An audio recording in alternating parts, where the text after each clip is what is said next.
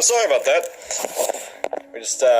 We're rudely interrupted there. Don't worry. I don't think we're rudely interrupted. Technically, we're the intruders.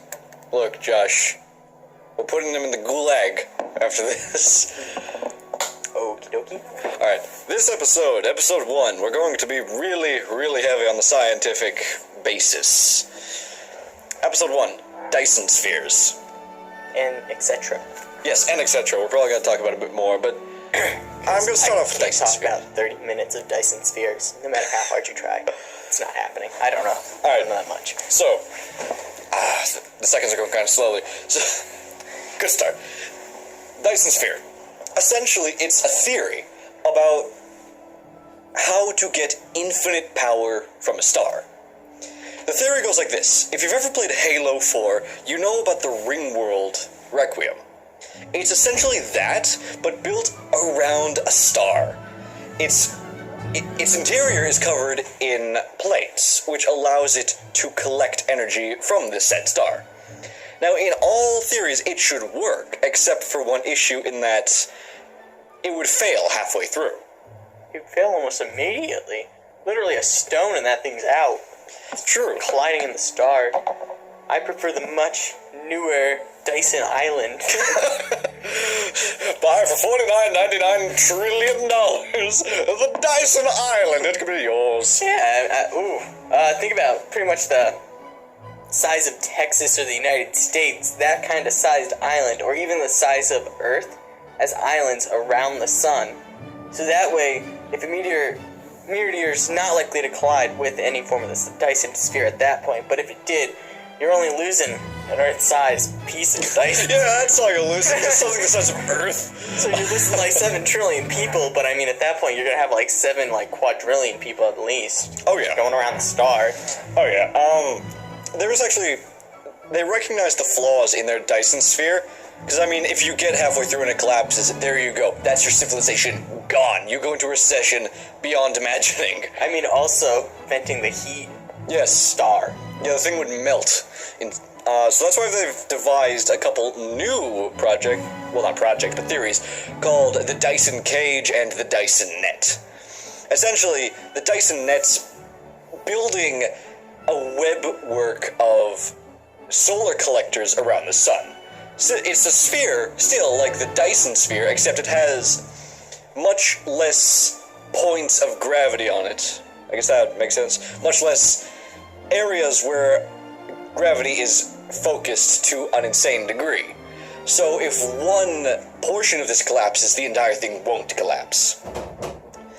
And now that is a much more effective and cost-effective than a Dyson Sphere.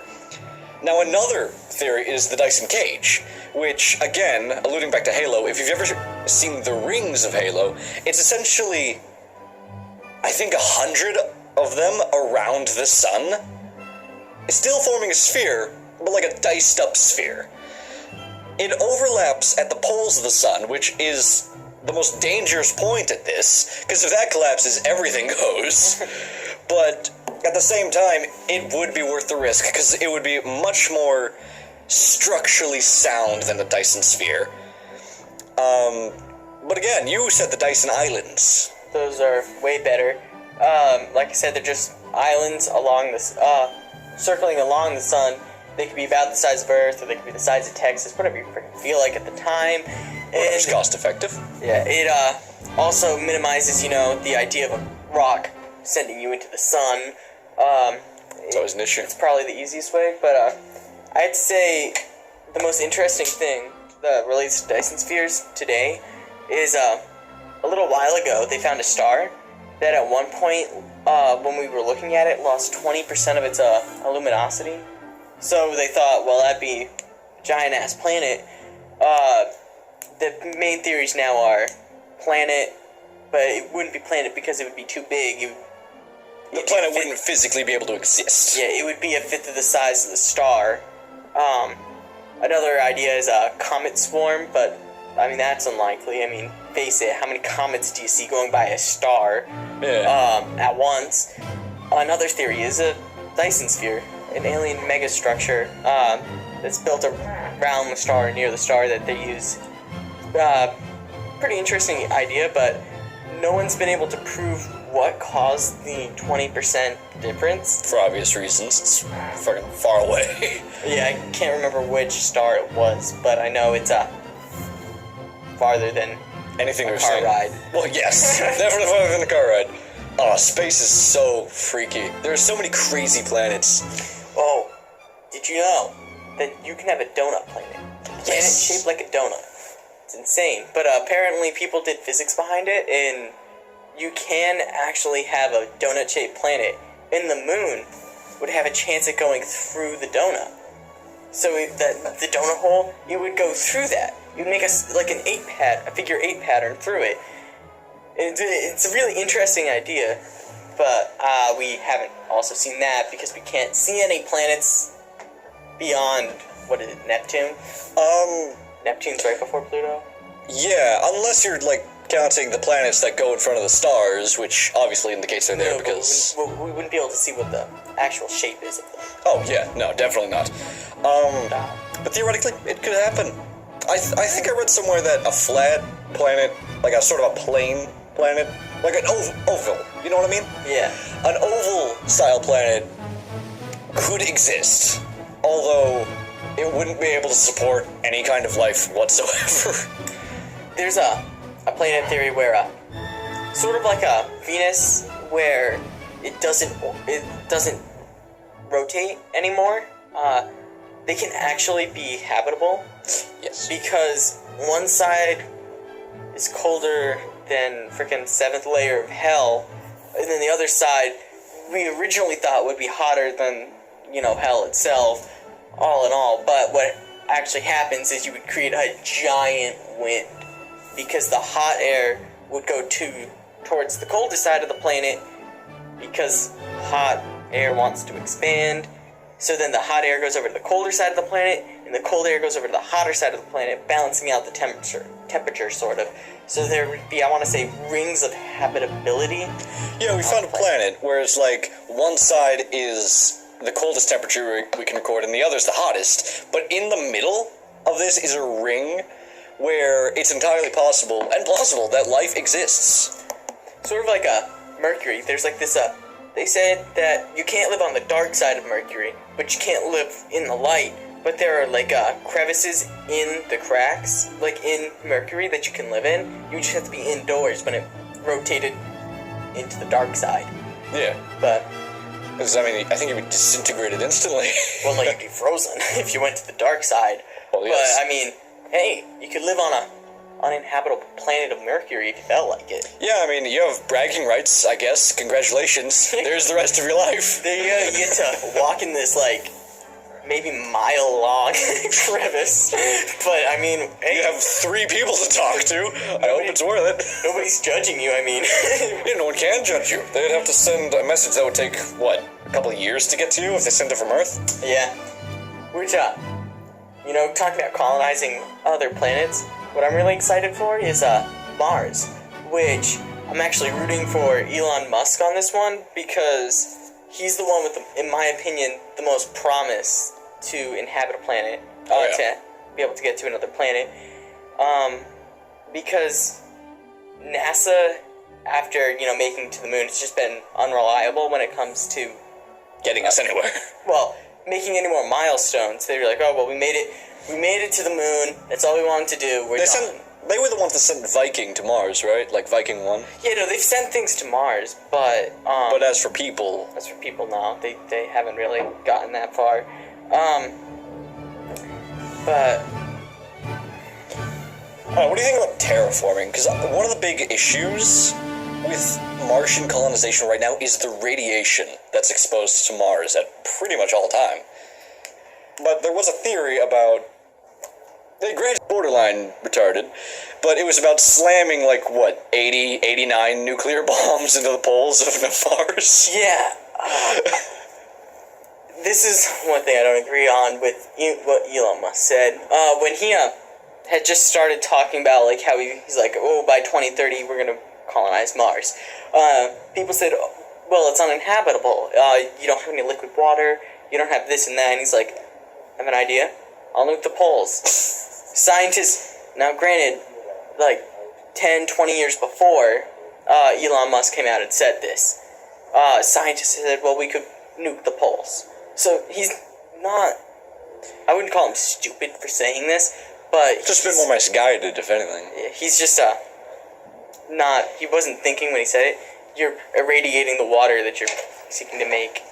Yeah. Hi, sorry guys. Yep, hello. And one of the... Actually, before the Mars, I always figured it would be reasonable to attempt to terraform Luna. Luna. Our moon. Our moon? Oh, that's I'm pretty sure it's called Luna. I don't name know. for it. I've always called it Moon. I think that's like more the accepted name for it, but Because everyone knows it. yeah. As a name. But I think it's technically called Luna. Yeah. I could be wrong. Granted, I've been very, very apocalyptically wrong in the past, so don't take my word for it. You have been. I probably won't lie on that one. Shit. The question was terraforming a planet. It's kind of hard to do. Okay, yeah, because it takes so long. It's like genetically engineering a species. It would be possible. I mean, technically we've already done that, so. Well, I'm talking like an entirely new species. Like, you take two completely different species, you could probably splice them together, but it would take thousands, if not hundreds of thousands of years. Oh, you're talking about evolution. But, Well, yeah, forced evolution. That's an entirely another topic, though. terraforming, it's a long process if you want to do this naturally, where you like plant the trees and all that. But an easy way, or a sort of easy way that's been theorized of how to do it for Mars is when we get there, because Mars is an iron-rich planet. It Yeah. has a lot of iron. That's one of the reasons why it appears red to us from looking at it, because the atmosphere. Well, they said if you move a lot of factories there, so pretty much if you move China there, Make China planetary-sized, right, and just inhabit Mars. That's it. You're done. You don't need anything else for your galactic empire. because what will happen is the greenhouse gases that you produce from all the burning and all that would cause the same effect over at Mars as it would over here, but it would melt the water. The biggest problem about terraforming Mars is you don't have a real magnetosphere. Yeah. So any atmosphere you make would just get whipped away over time. So you'd have to be constantly making it. So If you the don't- big process would be making one. Yeah, if you don't know what a magnetosphere is, it's basically around Earth. There's a almost like a magnetized shield that protects us from solar radiation. Now, of course, that's kind of Simplifying it. yes, that is very much simplifying it. But if you want reference for if you see it today, the aurora borealis towards the poles, it's caused by this sphere. I was gonna say wiki it, but that's also Yes, you could wiki it. I mean, if you're lazy, but I mean, wiki's my go-to source. believe me, we're seniors in high school now, but when we're in college, Wiki's gonna be like our best friend. Oh man. Deutschland's gonna be fun. The teachers are gonna look and just, no. It's like, it's Wiki. Wiki, but you know what? At least you tried. At least you tried. But even then, people have like theorized how to give Mars back its magnetosphere. One thing was, we're gonna go back. We're probably gonna have to go back to the whole nuking it a lot of times throughout this idea, because one thing is they think that Mars's core is solid, so it doesn't have one. So they said, well, liquefy it. So how do you do that? You heat the planet up. Just nuke it. Just drill a hole to the core and nuke it. I mean, why not at that point? What could possibly go wrong? Has science fiction ever said anything about that? So, that's only a theory. A lot of people, I haven't done a lot of research in it, but that's pretty much what's been the theory that I've come up with. But it's not a great theory. No, but Making a hole in the planet. yeah, all the way down to the core. I mean, first of all, you might as well colonize it if you're there. Yeah, you already got that far. Yeah. You know, what's the point of potentially destroying the planet, cracking it in half, you know? I don't know if we'd crack it in half. I mean, we're not talking about like a mile radius hole. We're talking about maybe we're just talking enough to shove a nuke down. Yes, Josh. We're talking maybe 30 feet. All right, maybe 30 feet in diameter. But it's not a good idea. Don't do it. If you guys ever have the chance to do it, don't do it. But Now, you mentioned, Mr. Helios, how Mars is red because of all the iron, right? One theory I had about our solar system is that would we be able to establish a space station near Saturn and begin mining its rings? Because, of course, its rings aren't just large pockets of dust. There are massive rocks in that ring carrying all kinds of minerals. unfortunately, they're not exactly close together. They appear close together because Well, yeah, but at the same time... millions of miles away from it. Yeah, but if we were to establish a space station there and send out enough unmanned probes, what do you think?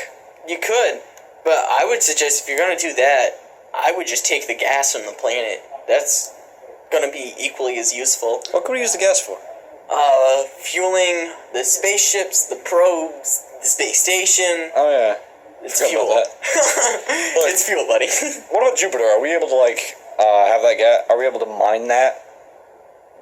I don't know. I think it has a solid core. It'd be deep down. But really, in my opinion, I wouldn't fuck with it. It's the one thing stopping meteors from hitting us left and right. I would just leave that baby alone. Yeah, I would leave that baby alone. It deserves not being touched by humans. Yeah, what about Pluto? Pluto, There's a chance when it comes back around again, yeah, it's gonna, but we're not gonna be alive. yeah, no, we personally aren't. No, it's gonna be 100,000 years till it comes around again? God only knows. No, probably less, because I think this is going into, weird religion sect with science. But supposedly, I think it's either... I need to check the math on this, but it's either every 36,000 years or every 360,000 years. By the way, there's a 3 and a 6 in it. Be happy. Yeah, there are many zeros in it. Yeah. Years. There's every 3... I'm gonna say 36,000. You guys, if you end up looking up for whatever reason, just know that it's been a while since I looked it up. There's a so-called planet that orbits around. It's been theorized that could be a dwarf star, like a brown star, or it could be Planet X or Planet 9, whatever you want to call that planet that we're looking for. Yeah. The donut planet. It's the donut planet. It's the donut planet.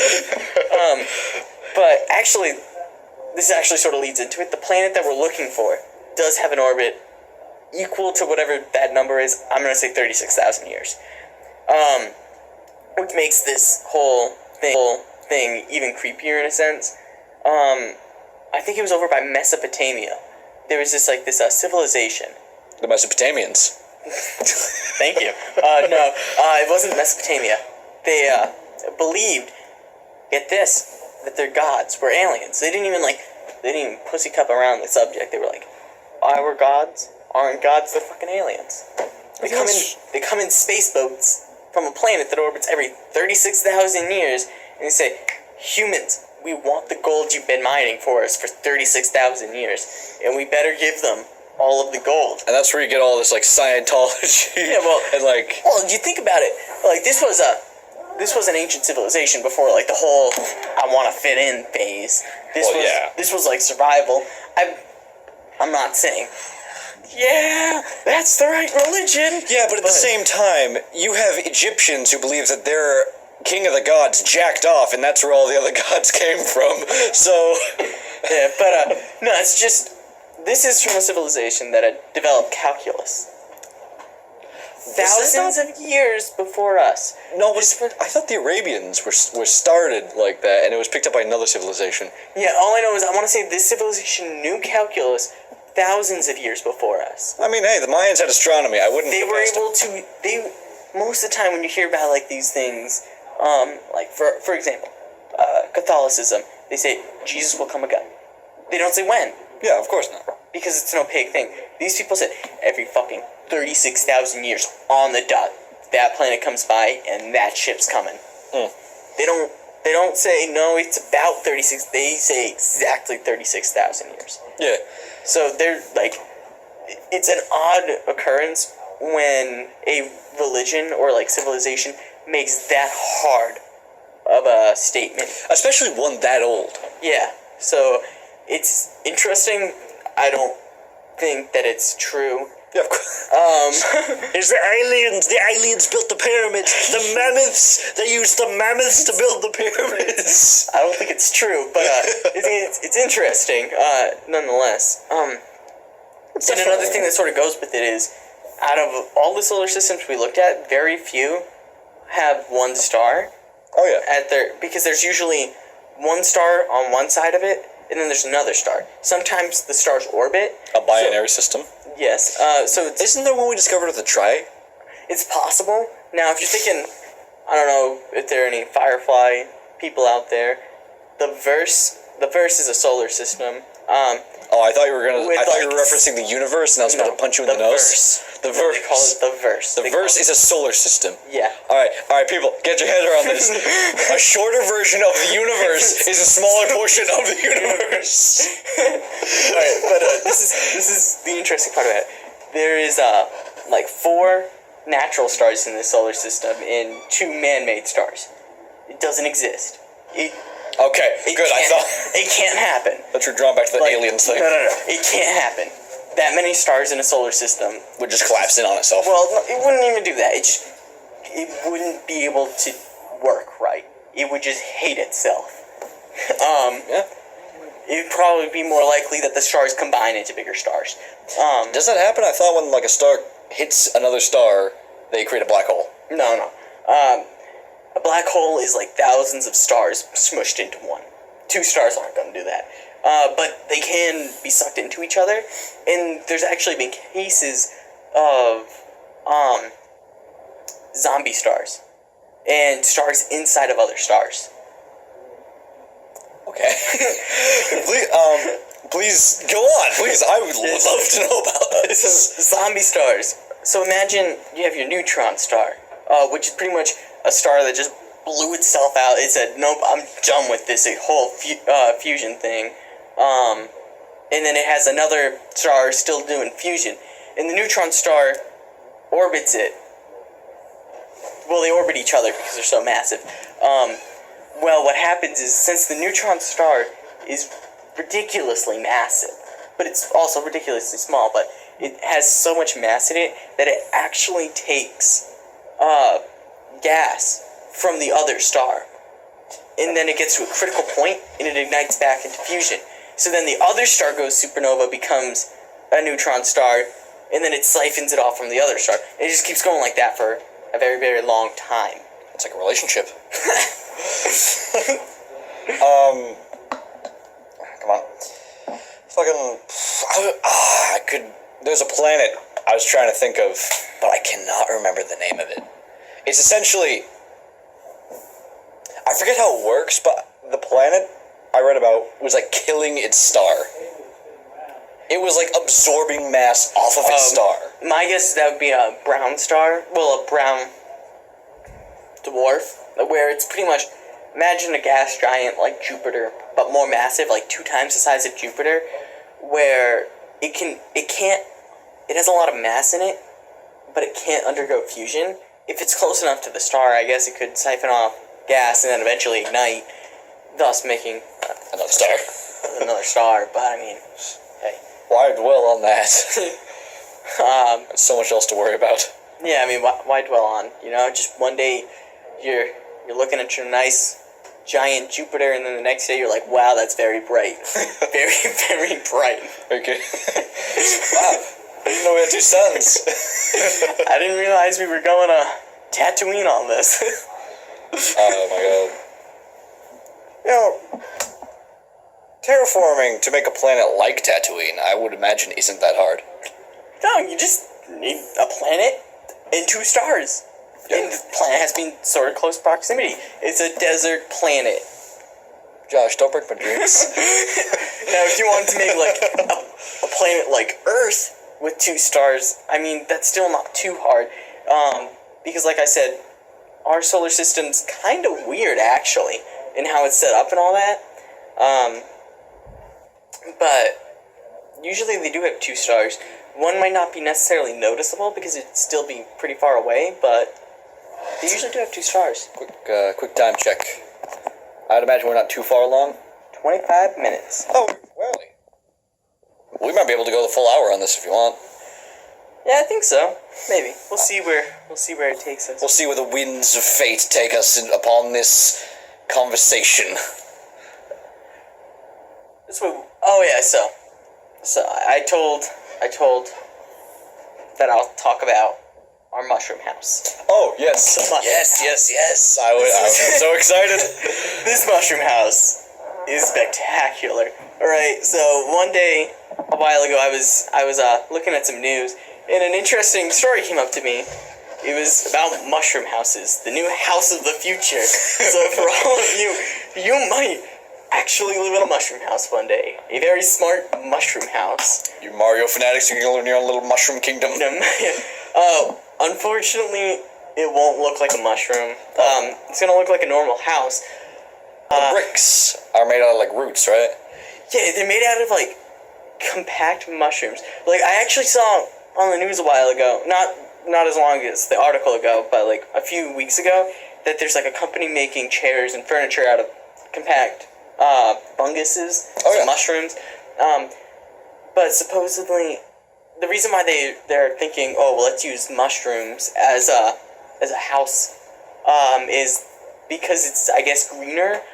Well, not only that, mushrooms are much more adaptable. Like, the reason mushrooms are everywhere, for a little, like, common information, I guess, mushrooms work kind of like the internet. Now, hear me out, John. Helios, come on, man. Go on.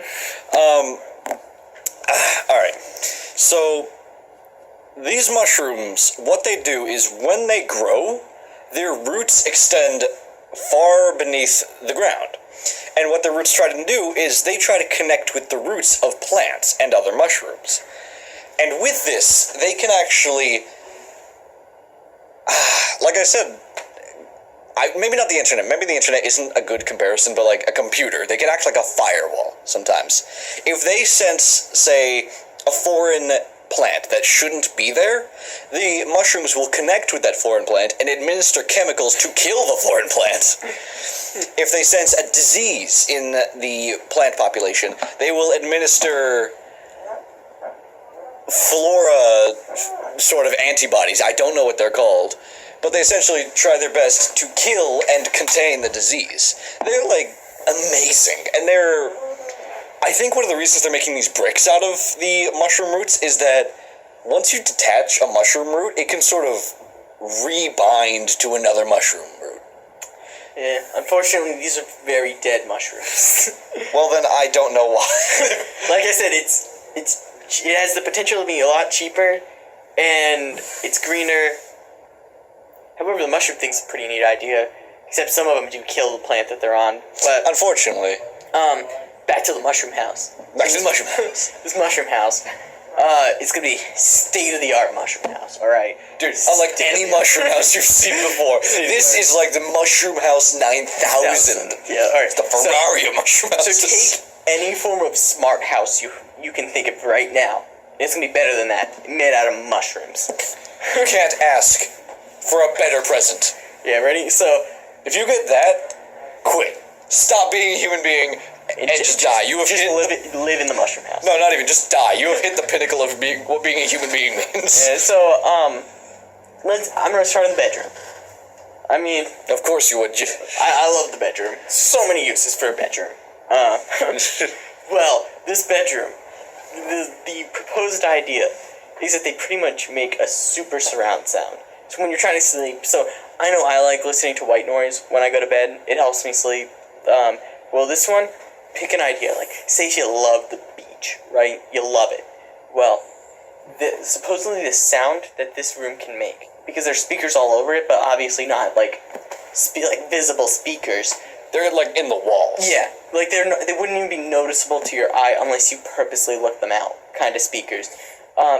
So you're about to go to bed. You flick on your beach music, and while you're going to bed, you would sort of like activate like this ASMR kind of state with you. You would feel like you're at the beach. That's what they proposed. They said they feel like they can make speakers and make sound good enough to where you would feel like the water is going between your toes and the sand's going between your toes, which Honestly, that would be freaking amazing. It is possible. I mean, sound can fuck with your head. There is multiple videos over YouTube where apparently they make a certain frequency that if you put your headphones on, it's like being on drugs. That's interesting. We'll have to get to ASMR eventually, because that's a whole pseudoscience. It's pretty interesting. Yeah. But so as we continue on with this mushroom house, the kitchen practically runs itself. All right. I mean, you couldn't ask for a better one. No, you couldn't really. You don't need a wife anymore. Ooh, 1950s Colin. But it's honestly going to be it's gonna be great. Like, the kitchen runs itself, and say you want to watch like a football game. Say if you're into a football game, you can project the image on any wall or anything really. Okay. 5 minutes. Yeah. Oh, okay. All right. Well, we're not gonna get to the full hour, but hey, we got pretty far. Yeah, farther than we assumed that we were gonna get to. But anyways, finish up your thought. Yeah. So it pretty much, like, I don't know if you have seen oh god, what are those commercials for Google? How they're like advertising. They say it's 100 GBs of data. Really, it's 100.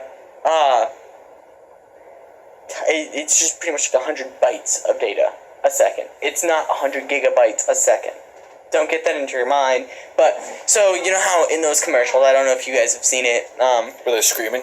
Well, no. It's sort of like, imagine the house. It's like a living thing, sort of thing. Like, it's a VR kind of experience. Like you can draw on you can like pick up like a stencil and draw, and then you can like move the thing around, and it can make like a moving airplane. I mean, it would be a holographic thing. It would fly, and it would just go through you. It wouldn't like rip you up or anything. It wouldn't be bad, but that's what this house would become. You could just say, display the football game, right here in the computer, and the house would just boop, right up there for you. Another interesting thing, this one's a little, I mean, I guess all of it's controversial in a sense, but this one's probably the most controversial, you just get out of the shower and you're looking in the mirror. Maybe you're shaving or something. Well, this mirror it'll tell you the news. It will tell you if you are sick, how much you weigh. It'll pretty much say, it'll pretty much just give you a rundown on what's going on. Like, say if it's like, today you have this, so try not to get stressed out. So, this is where potential of the computer can take over your life, where it's like, oh, you gained 2 pounds or whatnot. But really, it's not necessarily for that, but it would be really useful to explain, to help you know if you're sick, like if you're starting to get sick, so that way you can go and get the medicine you need. So that way you're not like, oh god, phone's shaking. Oh, what have I done? Alright, so, software cut out 33 minutes into the recording, but don't worry, you wouldn't miss too much. The last bit of the recording was basically going on about how, we were finishing up about the mushroom house, and then we talked about how the minion thing was cancer. You know, those yellow bean things. I think they're beans.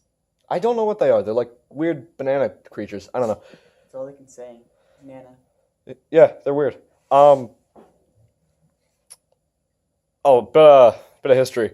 Helios and I have known each other for 8 years now. And a while ago, I became obsessed with the phrase, "You're joshing me." And because Helios decided to be a fucking comedian all the time, I just call him Josh now, just for short. I mean, can you blame me? Imagine having to say "you're joshing me" every time he says a joke. Anyways. Seems pretty nice. Well, anyways. I have been your host, Renovated. This has been Helios. His real name starts with an M. That's all I'm going to leave it off with. And, remember, don't drive fast on the wrong side of the road. Or do. I don't care that much. Die, you commie fucker!